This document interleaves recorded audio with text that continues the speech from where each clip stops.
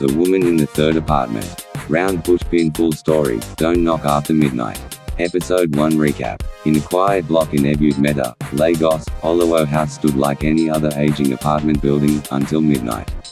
Apartment 3 on the second floor had been locked for years, but every night, sobs leaked from behind its door. Sade, a curious 22-year-old who had just moved into apartment 2B, heard the crying. Ignoring the building's eerie warnings, she knocked. The door creaked open. A floating woman with no eyes and stitched lips appeared. The hallway twisted. The lights failed. A warning appeared on Sade's wall, "You let her see you." And from that night, the woman was no longer locked in apartment 3. She was with them. Episode 2. She never leaves once she enters. The candle flickered as the shadows in Sade's apartment moved strangely, like they had a rhythm of their own. Chuka clutched Sade's hand tightly. "We need to find a way out." But the front door was still sealed. No calls went through. Their phones were completely dead, even though they were fully charged earlier. They tried the windows, but all of them were covered with something black, like it was painted from the outside. No light, no way out. Then came a knock from inside their wardrobe.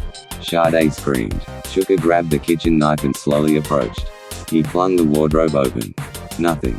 But scrawled inside, scratched deep into the wood, were the words. She came through the knock. She stays through fear. A low humming began from the ceiling. When they looked up, they saw the woman's face staring down at them, upside down, through a crack that hadn't been there before. Episode 3, The Pact. The next morning, the sun rose, and the front door finally opened. Chuka and Sade ran outside, panting in disbelief. The street was normal. The neighbors were chatting. Kids were playing football. It was as if nothing had happened. Sade insisted they move out immediately. Chuka agreed. But when they returned with movers that afternoon, something had changed. Apartment 3's door was wide open.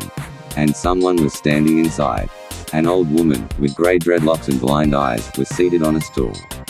"You called her," the old woman rasped. "Now you must listen."